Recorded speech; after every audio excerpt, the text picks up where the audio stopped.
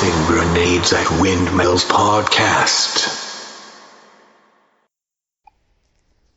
Welcome to the Tossing Grenades at Windmills podcast. I am Tom Ricks, and this is the fourth in a series called Making the 20's Roll about economic justice. I think the best starting point for me to set this discussion is a book called Capitalism in the 21st Century by Piketty. You can Google it. It's won him a Nobel Prize in economics. And while conservatives might hate it, conservatives can pound sand because they basically lie like they breathe. And the fact of the matter is that what the book basically says in the too long didn't read format is, with meticulous and exceptionally well done research, he mathematically proves that capitalism inevitably leads to the accrual of wealth in the hands of a few. And there are plenty of psychological studies, you can Google them yourselves, that say that the richer you are, the more strain it puts on your ethics. Now, does that mean that all people who are rich are immoral? No. Does that mean that, much like the Stanford prison experiment, puts ordinary people in a situation where it is extremely easy for them to abuse their authority? Yes. Very few people have the moral fortitude to always do the right thing, no matter what situation and circumstance they're pressed in. And that is what it is, right? The human nature is such that we should commend those who are moral when they do not have to be. But we have things like laws to provide extra motivation so that there are consequences when you do bad things, right? It is always preferable if, your average Joe Schmo does not, kill somebody. And there are plenty of people in the world who would never kill somebody, even if we lived in an anarchist state or an anarchist situation where there were no laws and no consequences, or almost no consequences. But there's plenty of other people who don't do it because if they do, the police will investigate and find you and put you in jail, right? This is common sense. This is why we have laws. This is also why we have cultural norms outside of laws, because as useful as the government isn't always the solution to a problem. And I am pragmatic good, right? So while I am not a socialist inherently, I am a socialist if it's the best system to improve and help society. And what capitalism in the 21st century quite clearly demonstrates is that capitalism does not work by itself, right? The markets clearly work if they're regulated, if they are kept within certain bounds and you avoid monopolistic behavior and you avoid insider trading. But a market without a government very rarely works very long, right? Eventually, somebody's going to break it. Eventually, somebody's going to figure out how to corner it. Eventually, somebody's going to create a monopoly. Eventually, somebody is going to buy all the hotels, and you can't go around the board without landing on Broadway. It's just a matter of math, right? Math is what's used in capitalism in the 21st century. Math is what shows that in the analysis of psychology of people who are placed in positions of power with no accountability. Like I said, you don't have to take my word for it. There's plenty of research that shows this. And more importantly, there's actually official precedents in law with a crazy Texas judge that let this entitled teen get off on an actual Affluenza defense because he was so rich and so privileged his whole life that he wasn't apparently raised right by his crazy enabling parents. And when I was in college at Brigham Young University, and by the way, I am not in any way, shape, or form endorsing or encouraging Brigham Young University, but it's where I went and it's where I learned some things. So I will use whatever life experience I have to illustrate a point. And at one point, in this highly biased conservative spin on social studies, they're talking about how, capitalism is good, but, you can't have things like affirmative action because equality of opportunity is okay, but if you have equality of result, then it never works. And there is some very limited evidence to this. When the Soviets attempted to implement communism and the Chinese Communist Party attempted to implement communism, they did so at the point of a gun, and they basically were dictatorships. From a government standpoint, they were dictatorships. Economically speaking, they might have been more or less some version of communism, but a government, they were definitely not a democracy. Historically speaking, I am personally unaware of any democratic communist regime. Now, hardcore communists and socialists routinely champion places like Cuba or Venezuela that are socialist or communist. But the fact is that the economies of these areas do not work. And while Chavez in Venezuela was able to more or less maintain a democracy while he was in charge, the ultimate test of any system is transition of power from one regime, one person to another. And in Venezuela, when power transferred from Chavez to Maduro, basically it became a dictatorship. Anybody who calls Venezuela a democracy is an idiot, and I will no longer have a conversation with them because you're a liar. Cuba is definitely not a freaking democracy. Vietnam is not a democracy. China is not a democracy. Anywhere that I have seen an example of communism or what hardcore socialists call socialism, it's a dictatorship. Now, what Republicans call socialism and hardcore socialists call social democracy in the Scandinavian countries, for example, that works. The Scandinavian economic system, whatever you call it, works.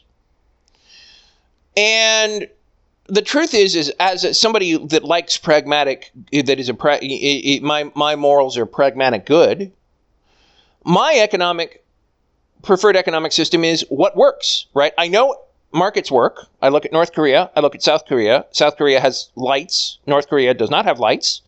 Duh.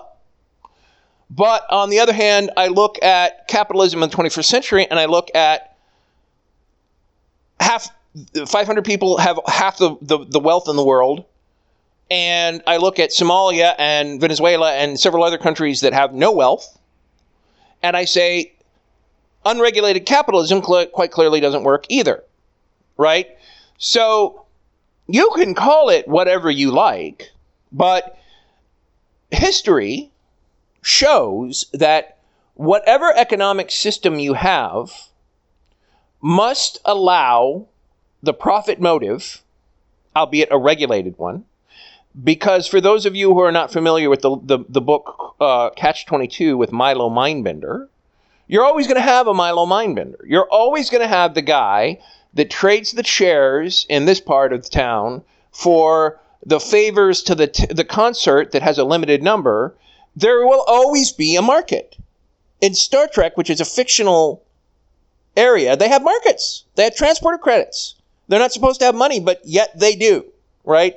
The Federation, as shown in Discovery, trades with other societies that do use money, even if they claim not to use money, right? Even if you don't have money, you'll have credits or favors or influence. People trade. It's part of what we do. It's part of who we are. It's part of what we do. And if you it's always better to have somebody inside the tent pissing out than outside the tent pissing in.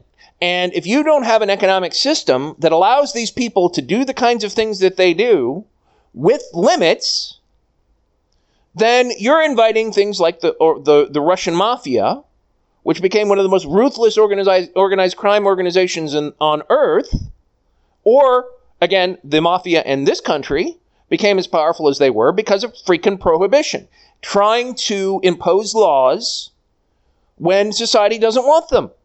When the minority attempts to impose its will on the majority, you've got problems. And, by the way, you've got one form of tyranny or another. I am not always a fan of libertarianism, but sometimes libertarians have the right point of view. And that is, the test for government regulation should be, can you solve this problem without government regulation? And if the answer is yes, use the other method. Government is a fantastic tool, but anybody that actually has ever built anything understands that you have a toolkit for a reason. When you have a hammer, everything looks like a nail. Government, I am not only a fan of government, but I'm also a fan of strong government intervention. And if it serves the needs of the majority, I'm generally vastly in favor of allowing government to do stuff. I am not a libertarian, but I am glad that sane, non-lying libertarians are around. We actually need people who, on the D&D alignment chart, follow the chaotic good axiom. We need these guys to be able to tell the statists and the people that think of government as a hammer and everything else as a nail to say, no, we don't need a law to do that. Let's try something else. But we also need the lawful good people who are totally willing to use government to solve the problem, to serve the public good, to tell the chaotic people who don't want government or laws or anything else like it, or want as little as possible, to say, no, I'm sorry, we do need a law that does this, right? And I'm sorry, your market will have regulations, etc., etc., etc. I like to always offer solutions when I do these podcasts, right? It's very easy to rant about what doesn't work. It's very easy to point at this or that or the other thing and that says this does not work. It's harder to say, well, this does work, right? So I'm telling you what does work based on my observation, right? Markets work. Regulated markets work. Economically speaking, Norway is probably my favorite country to look at because they have a sovereign wealth fund where they took their oil and they invested around the world, and it's a government-owned entity that uses profit and uses the wealth, the natural wealth of that country to generate a trust fund that is worth $1 trillion freaking dollars for the people of Norway. And of the Scandinavian countries, Scandinavians always mock the Norse because they're so rich. And part of the reason they're rich is because they know how to manage their economy. And it's not just the sovereign wealth fund that does it, right? Norway has a really good balance of free education, free healthcare, all of these fantastic benefits that Norway provides. And yes, they do have much higher taxes than the United States. But you know what? Taxes are the price of civilization. Anyone who tells you that taxes are theft is a thief. Either they are an actual thief or someone that's willing to cheat on their taxes, or who does not believe that they have an obligation by participating in our society, in civilization. They don't believe in their heart of hearts that they need to contribute to the public good. And as far as I'm concerned, if you don't pay your taxes, if you don't believe in taxes, you're a thief. You have an obligation to make civilization work if you participate in it. Now, when SpaceX finishes what it's doing, and we eventually have a society, and you can go out there into the asteroid fields, or to another planet, or another star system, and go off to the frontier, and do whatever crazy stuff you do, hey, have at it. Have at it. You want to go off and leave civilization, and live in a cabin in the woods, or in your starship in space, have at it. But if you're going to live in my society, and drive on my roads, and vote in my government, and participate in my marketplace of ideas, you need to pay your freaking taxes. And if you don't, and if you fight against that, you're a thief. Now, we can have an argument about whether taxes should be 5% or whether taxes should be 95%. But not considering taxes legitimate is not an option. You are a thief if you do not agree to that. Full stop. And I think that Piketty is right in that the real solution, so in other words, my first solution is a sovereign wealth fund. I think that every country should have one. And I think that there are a lot of other things that should be considered rights provided by the government or an entity chartered by the government for education, for unionization, for healthcare, for the internet. All of these things should be considered rights. And I don't believe in the libertarian viewpoint of what is a natural right. And if you don't understand what that is, I'm not going to get into it now, but Google it and understand that my opinion is that the concept of natural rights is a theocracy opinion, i.e., you are a theocrat at heart if you argue the concept of natural rights, because it basically says that certain rights are derived by God, and you can call it God or you can call it the architect or whatever, but it's basically an Enlightenment philosophy at a time when the base of civil society was theocratic, albeit a nice kind of neutral theocracy, but it's still theocratic in nature. And it doesn't work, right? Rights exist because society evolves and says that it's a right. And essentially, at the end of the day, it's basically derived from the majority, right? There is either a rule of law or the rule of might. If a king in a kingdom has the biggest army and carves out a bunch of territory and says, this is mine, then at the end of the day, even if the king passes laws, the foundation of his government is the rule of might, right? If a million people in a city declare independence from a government and can defend themselves, but they still all agree on it peacefully, at the end of the day, that's rule of law. Now, to a libertarian, rule of law is often rule of might. And at a fundamental level, it's hard to argue against them. But you know what? In the day-to-day operations of people who actually participate in society that don't consider taxes theft, when you go out and drive on the road and don't drive on the wrong side of the road because you know you're going to get a ticket and you're also going to get your car crashed into, you're not thinking of, oh my gosh, the police are going to lock me up and throw me in jail. You're thinking, this is the law and these are the rules and I'm a good person and I'm going to follow that. So to me, that's the rule of law. And to a certain degree, it's even an extra level on top of that, which is the rule of comfort. And that's a totally different podcast, so I'll get into that at some point. But at the end of the day, there's a big difference between the rule of law and the rule of might. And what it is when the average citizen, the member of the majority, thinks of, why should I obey this rule? They do it not because they're worried about some armed thug throwing them in jail or killing them to obey it. They're thinking of it, this is the law, I'm a part of society, I'm going to obey that. That's, at the end of the day, what rule of law is. And the other thing we need to do from an economic standpoint is we need to abolish inherited wealth. We need to end the idea that it is my right to pass my wealth on to my children, right? There are certain things that it's okay to pass on to your kids, right? A house, maybe even a small business, right? A family-owned company, as long as it's literally a family, not just the one kid, Timmy, is okay. I'm okay with family businesses. I'm okay with businesses that are not driven by the profit motive.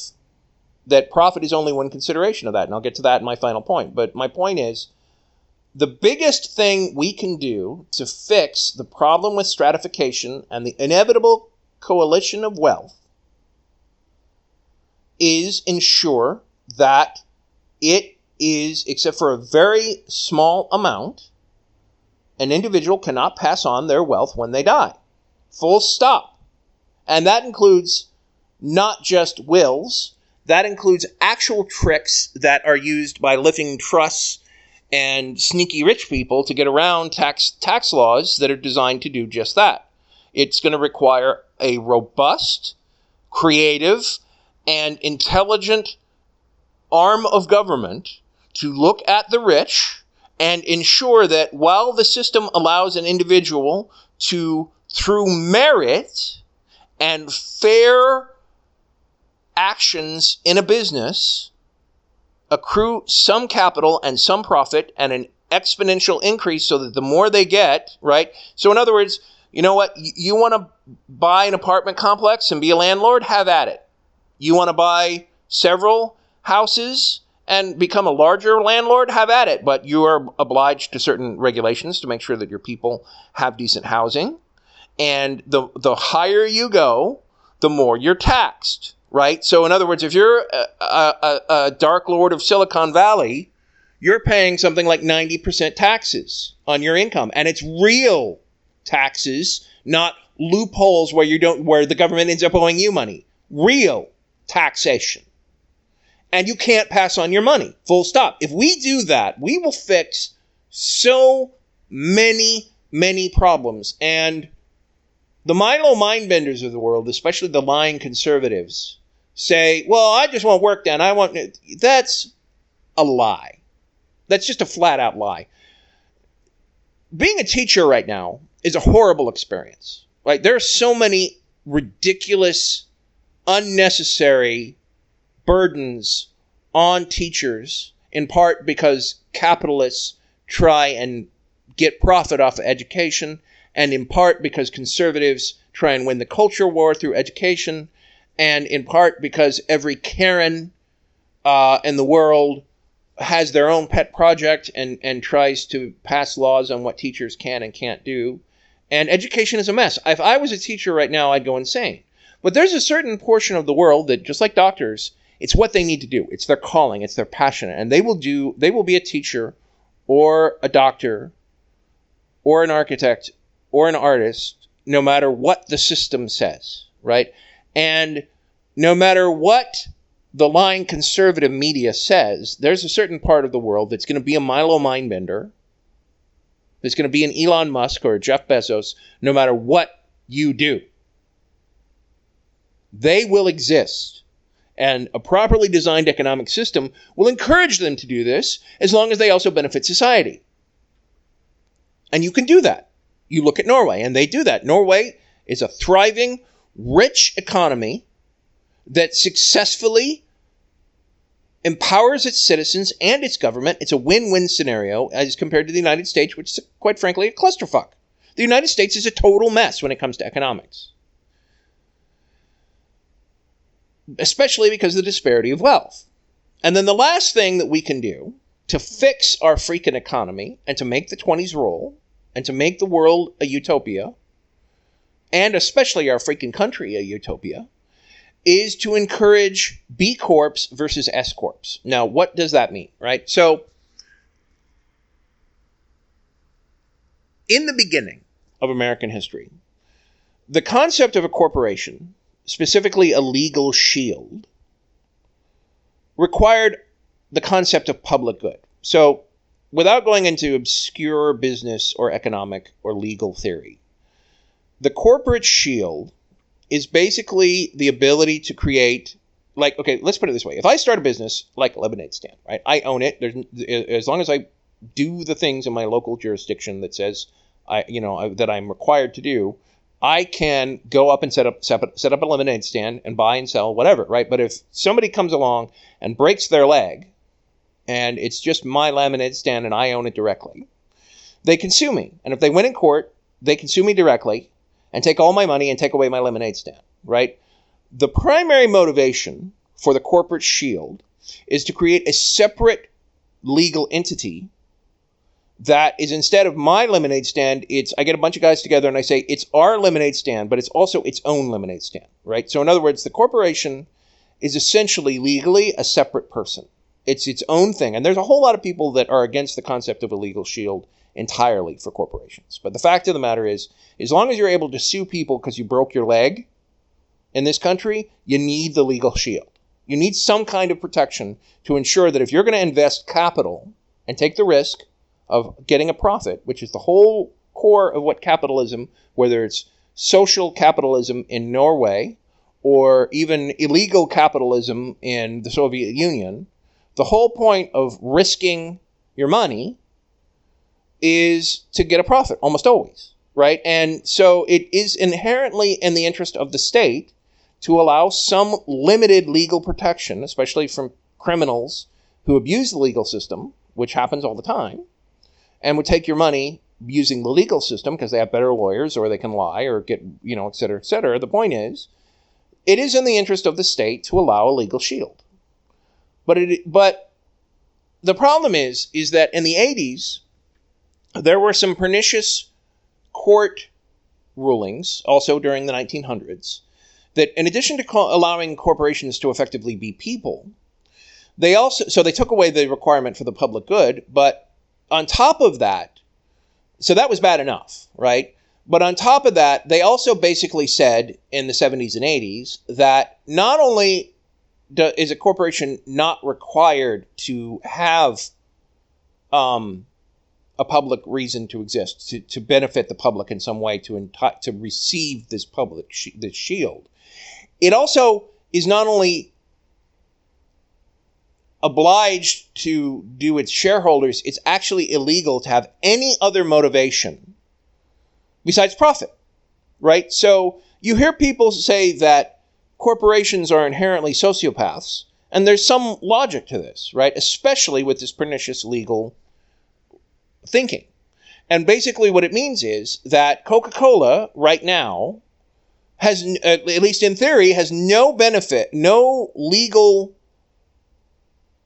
justification except to provide money to the people that own it. And in an abstract world, I guess you could kind of make sense, but the thing is that Coca-Cola doesn't exist in an abstract world. Now, Coca-Cola does donate to charity, right? And the primary way that Coca-Cola justifies donating money to charity and sponsoring the Olympics is its brand, and that in theory, doing public good improves its brand. But the fact of the matter is that this still creates a situation where corporations do all kinds of unethical things, and very rarely, except for how it's going to damage its public image, take into consideration the environment or its employees or anything else like that. I mean, think about it, right? If you're sitting on a board and you know that you are legally obliged to do nothing but make your company earn money for the shareholders, then you've got a scenario where you are legally obliged to try and prevent your employees from unionizing, right? It's not just a question of I'm greedy and I want money. You literally are you can be sued by your shareholders for not working hard enough as a board member. Now, these suits almost never succeed, but nevertheless, theoretically, you can be sued by, some of these crazy shark investors that deliberately buy money in a corporation and sue the board for trying to do good because they didn't work hard enough to prevent unionization, or they didn't work hard enough to sell the cheapest, nastiest product they possibly could, right? And so a B Corp exists at a legal level. So far, it's only on the state level. It's not a federal thing. And basically says, you know what, corporation, you are actually protected from this pernicious legal doctrine, which says that you can actually have ethics, right? You can actually have a corporation that inherently at the charter level donates 5% of its profits to protecting the environment. We should make it illegal to have an S-Corp. An S-Corp is somebody that basically only exists for profit. It should be illegal to have the corporate shield if you don't have some form of public good. And frankly, I think that should be at the Constitution level. It should be literally illegal in every jurisdiction in this country to have the legal corporate shield to generate profit if you also do not consider the environment and all of the other things that you as a public citizen are obliged to do. Because that comes back to the same reason I argue about people that consider taxation theft. If all you do is exist to earn profit, you're a thief, because you are taking from your community at large and not giving back.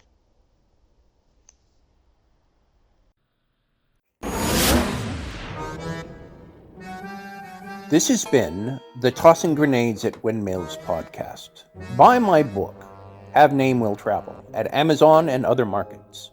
RedAnvilCreative.com contains all our podcasts. Copyright 2021.